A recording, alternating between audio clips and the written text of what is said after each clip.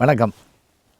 இன்றைக்கு Gandhi Jayanthi October 2, 1869 October மாதம் 2ஆம் தேதி குஜராத்திலே போர்பந்தர் என்ற இடத்திலே ஒரு சாதாரண வணிக குடும்பத்திலே பிறந்தவர் தான் மோகன்தாஸ் கரம்சந்த் காந்தி.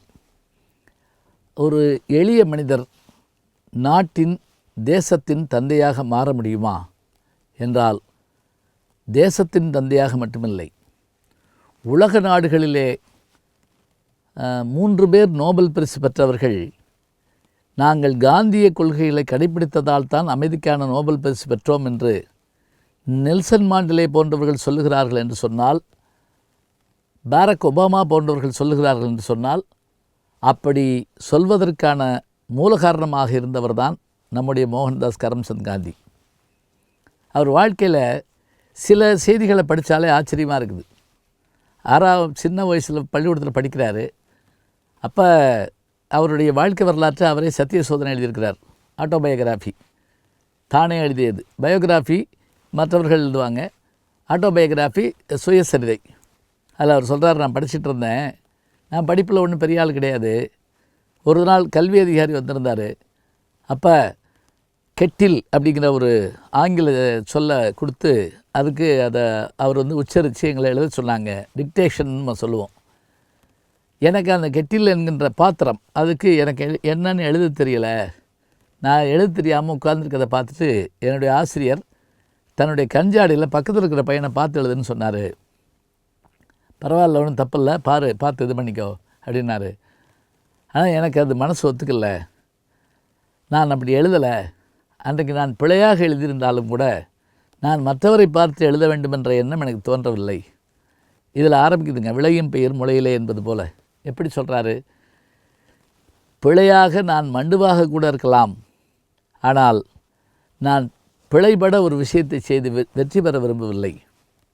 அதாவது நாம் அடையக்கூடிய இலக்கும் சரியாக இருக்க வேண்டும், அதனை அடையும் வழியும் சரியாக இருக்க வேண்டும். இதுதான் காந்தியம். இலக்கும் அதனை அடையும் வழி. நான் எப்படியாவது பாஸ் பண்ணி காட்டுவேன், அது இல்லைங்க பாஸு. நான் இப்படித்தான் முறைப்படி செய்து வெற்றி அடைவேன் என்று சொன்னது தான் முக்கியம். தான் வாழ்க்கையில் 2 நாடகம் பார்க்குறார். ஒன்று ஹரிச்சந்திரா, வாழ்க்கையில் பொய்யே சொல்ல மாட்டேன் என்று சொல்லுகின்ற ஒரு ராஜன்.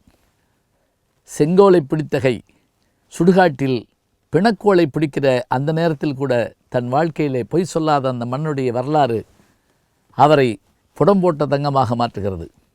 சிரவணன் கதை, ராமாயணத்தினுடைய கிளைக்கதை, பார்வையற்ற பெரிய தாய் தந்தையரை தூக்கி கொண்டு அழைகின்ற அந்த முனிகுமாரனுடைய கதை, அந்த கதை அவரை மாற்றி காட்டுகிறது. வெளிநாட்டுக்கு அவர் பயணப்படுகிறார் சட்டம் பயின்று விட்டு. அவருடைய தாயார் ஒரு வாக்குறுதி கேட்டாராம், மது மாது மங்கை பிறமாதர் தொடமாட்டேன் என்று நீ சொல். இந்த 3ம் நான் தொடமாட்டேன்னு சொல்லிவிட்டு யாராவது வெளிநாட்டுக்கு போவாங்களா? அப்போ நான் வெளிநாட்டுக்கே போகல அப்படிம்பாங்க. ஆனால் காந்தியடிகள் சொன்னாராம், இப்போது மட்டுமில்லை, நான் எப்போதையும் பிறமாதரையும் தொடமாட்டேன், மதுவையும் தொடமாட்டேன், புகைப்பிடிக்க மாட்டேன் என்று தாய்க்கு சத்தியம் செய்து கொடுத்தாராம். சிறுவயதில் சில பிழைகள் தான் செய்ததையும் அவர் ஒற்றுக்கொள்கிறார். புலால் உண்ணாத குடும்பம் எங்கள் குடும்பம். என் நண்பர்கள் புலால் உண்ண செய்தார்கள். அப்போது கூட நான் எதற்காக புலால் உண்ணேன் என்றால், புலால் உண்டு நமக்கு சக்தி வந்தால் ஆங்கிலேயரை விரட்டலாம் என்று நான் நாட்டு நலன் கருதி உண்டேனே என்று நாவின் ருசிக்காக உண்ணவில்லை என்று சொல்கிறார். பிறகு அதெல்லாம் என்ன பண்ணாராம், ஒரு கடிதத்தில் எழுதி தன்னுடைய தந்தையார்கிட்ட காமிச்சாராம், நான் இந்த பிழைகள்லாம் செஞ்சேன்னு. நோயுற்று படுத்திருந்த தந்தை கண்களில் நீர் வழியே தன் மகனை அழைத்து, இனிமேல் இப்படி செய்யாதே என்று சொன்னார். அந்த கண்ணில் வழிந்த நீரே என்னை மாற்றியதுங்கிறார் காந்தியடிகள். பாருங்கள், இந்த 3 செய்திகள் நினச்சிக்கங்க. உறுதிமிக்க மனிதராக ஆப்பிரிக்காவுக்கு போகிற போது முதல் வகுப்பு பெட்டியினுடைய அந்த பயணச்சீட்டு இருந்தும் கூட ஆங்கிலேயர்கள் தங்களுடைய ஏகாதிபத்திய திமிரினால் அவரை வெளியிலே உதைத்து தள்ளுகிறார்கள். அப்போதும் கூட அவர் என்ன செய்தார் என்றால், பொறுமையாக காத்து கொண்டிருக்கிறார்.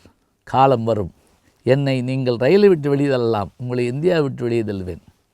ஆப்பிரிக்காவிலே அடிமைச்சாசனத்தை எதிர்த்தபோது சிறைப்படப்படுகிறார். சிறைச்சாலையில் அந்த அதிகாரி அவருடைய முதுகிலே கால் வைத்து உள்ளே தள்ளுகிறான். உள்ளே விழுந்த காந்தியடிகள் தண்டனை முடிந்து வெளியே வருகிற போது தான் கற்றுக்கொண்ட ஒரு தொழிலாகிய செருப்பு தைக்கிற தொழில் ஒரு செருப்பை தைத்து வைத்து அதை கொண்டு வந்து அந்த ஜெயிலருக்கு கொடுத்தாராம். அவர் என்ன என்று கேட்டிருக்கிறார். பிரித்து பாருங்கள். பார்த்தா புத்தம் புதிய காலணிகள் உங்களுக்காக தைச்சது. அதை போட்டு பார்த்துட்டு இருந்த அந்த ஜெயிலர் கேட்டாராம், என்னுடைய அளவு உனக்கு எப்படி தெரியும்னு கேட்டாராம். என்னை முதுகில் மிதித்து அனுப்புனீங்கள்ல, அப்போ அந்த சட்டையிலேருந்து அந்த அளவை எடுத்துக்கிட்டேன். அந்த சிறைதிகாரியினுடைய முகம் செத்து போனதாமுங்க. இன்னா செய்தாரை ஒருத்தால் அவர் நானும் நன்மையும் செய்து விடல். காந்தியடிகளுடைய வரலாறு தெரிஞ்சுக்குங்க. இத்தகைய பெருமை மிகுந்தவர் தான், வலிமை மிகுந்தவர் தான். உங்கள் அகிம்சை தோற்றுவிட்டதே, உங்கள் சத்தியம் தோற்றுவிட்டதே என்று ஒருவர் கேட்கிறார். அப்போது காந்தியடிகள் சொன்ன வார்த்தை, மோகன்தாஸ் கரம்சந்த் காந்தி தோற்பானை தவிர அகிம்சையும் சத்தியமும் ஒருபோதும் தோற்காது என்றார். ஆனால் சுதந்திரம் அடைந்த பிறகு 1948 அவர் சுட்டுக் கொல்லப்பட்ட போது உலகமே துயரத்தில் ஆழ்ந்தது. உப்பு சத்தியாகிரகத்தின் மூலமும் அதேபோல கோவிலிலே எளியோர்களும் மற்றவர்களும் கோவிலுக்கு செல்ல வேண்டும் என்ற நோக்கத்தின் மூலமும் எல்லோரும் ஒற்றுமைப்படுத்திய பெருமை அவருக்கு உண்டு. அவருக்கு மகாத்மா என்ற பட்டத்தை கொடுத்தவர் இந்தியாவில் நோபல் பரிசு பெற்ற தேசிய கீதத்தை எழுதிய ரவீந்திரநாத் தாகூர் அவர்கள் என்று சொன்னால், மகாத்மா என்றைக்கும் வாழ்ந்து கொண்டிருப்பார் தன் கொள்கைகளால், கோட்பாடுகளால்.